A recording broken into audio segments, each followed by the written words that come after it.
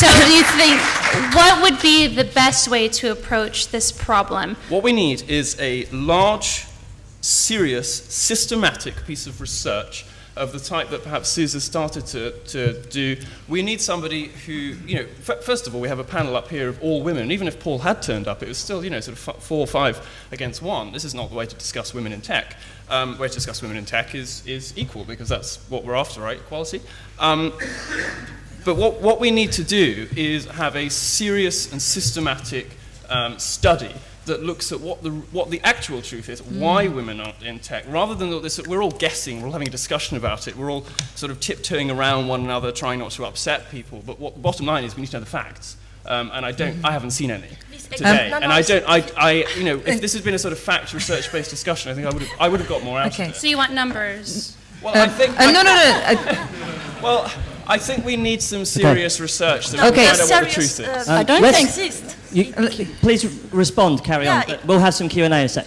Yeah, you go. It exists many research. I have got some with me, so if you want after, I can give one of 150 pages. It's just a shame we didn't sort of talk about any. We were just talking about I'm going to prejudices. share it with you after, because it's heavy, so I don't want to keep it in my bag. It's unuseful. The other thing is that they can't, I mean, what you're saying is that maybe there's a reason that men are better at technology, and maybe that's some reason more men are here. Now, I think that the general research you'd be describing then would be the reason there is a difference between men and women. I mean, I don't really see how research could possibly enlighten your point. And Milo, just one thing. The point is that if we can establish or sort of explore properly. If we can do serious research into why it is that women have certain aptitudes that are different from men, of course they do, if it's reasonably true that that results in fewer successful women in technology, but the issue is, you know, we just need to be very careful about apologizing for that. No, Milo, so do you mean that we should have done research why women should have political rights, like voting? Why there should be more women in the government? Why there's only 6% of women in the UK on you know, company boards, management boards?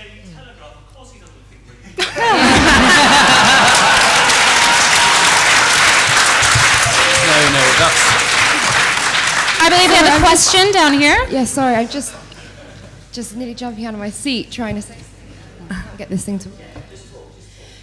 Yeah, no, I just found it really interesting that we've had nearly 3 out of the 5 women here mention that they've looked at reports sort of bringing this up, and yet we've got a man coming up to say, well, actually, you know, when there's some real research done, you know, that's when we'll look at the details, and also kind of saying, oh, well, is it really that important to have like all women talking about the fact that, you know, there aren't that many women in technology? I mean, it has to be equal. The point is, it's not equal, is it? So at the moment, we have to look at the views of the minority. I mean, that's what you do when there's a minority.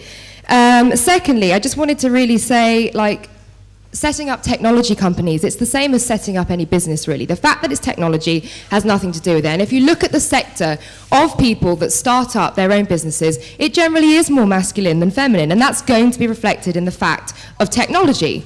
And I think that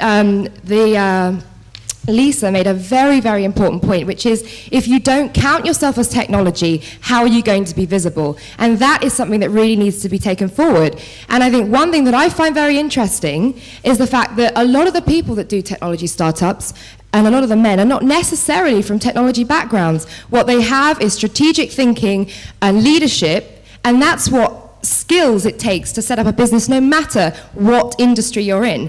And women need to feel confident that, you know what, it's called technology, but that doesn't matter. The same skills that are required to lead something, to direct something, to have a concept, any idea of what you need in technology. And more than ever, it's a creative thing. And I think if we can get people to understand that, then, you know, job's done, and it doesn't need to be male versus female or anything else. Thank you. Well said. Can I just jump in and pull you off on something else that you said as well, which I think you were implying that there's some kind of Darwinian state here, and that the people who are doing the projects now are doing them because they're the best people for the job. I think that discounts a lot of other factors that are involved that mean that. So I have a 15-month-old son. I run my own business, but there is no way that I could ever commit to the sort of lifestyle that I hear tech startups talk about all the time, where they don't even have time to sleep, let alone any other sort of commitment. The fact that I can't engage in a tech startup for that reason doesn't mean that I'm not one of the better people for doing the work. No, but that's sort of based on this assumption that men don't make sacrifices either when they choose to have 20-hour, working days and so. And I don't think that's fair. I don't think that's reasonable. That there are certain biological factors. What bullshit, Milo? No, I'm not. Yeah. No, come on. No, I'm not saying that that the sacrifices are equal, but it's not fair to suggest that men don't make any sacrifices whatsoever. When did I do that? No, you're not doing that. But there's an implication here, because what we're suggesting really is that we should be.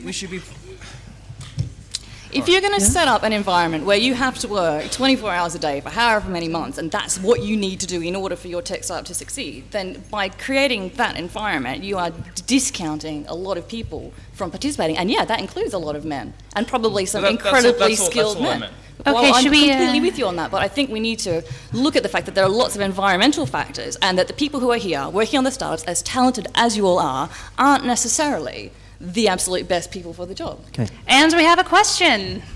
Oh, hi, I'm Simone Rummelhuis. I'm with the Next Women. Actually, some of the facts that you're saying are not right. As well as in the US as in the UK, women are at this point starting their own startup at twice the rate as men. So it's not true that women are less in the startup sphere. What they are is actually that they are less in the high growth startup. And with that, there is a big research which was submitted at the World Entrepreneur Summit a couple of weeks ago. And there are actually two hurdles. One is that women are not in high growth startups, which are most of the time the startups which are presented at TechCrunch or the tech conferences, is because they are not getting the VC money, and that is because they're not so connected with a lot of investors. That's one of the biggest hurdles. And the other hurdle is their own leadership problems, is that they are not themselves always willing to want this high growth. And that's actually the two main hurdles, and it has nothing to do with whether you have children or not. The other thing, another research thing, is that when women are having high growth companies, then they have the same consideration of doing business as men. So then there is no difference. A woman which is leading a high growth company or a man leading a high growth, they're not risk averse, just as the men are not risk averse. So I really think that you really should base the discussion on the facts. And one of the real big problems is the access to finance. Okay, and that's a much bigger problem. Lots of people want to ask questions. Yes, okay, so back here in the, or did somebody, are we okay to go to another question? Yeah, let's do, why don't we do, sorry, humble suggestion from the floor. Why don't we just do some quick points from the floor and then go back to the panel. Right, so just here. Really one question, sir. Okay, two very quick points, one more serious than the other. Sorry. Firstly, you started off by saying there was a report suggesting that women in the industry often experience feelings of isolation.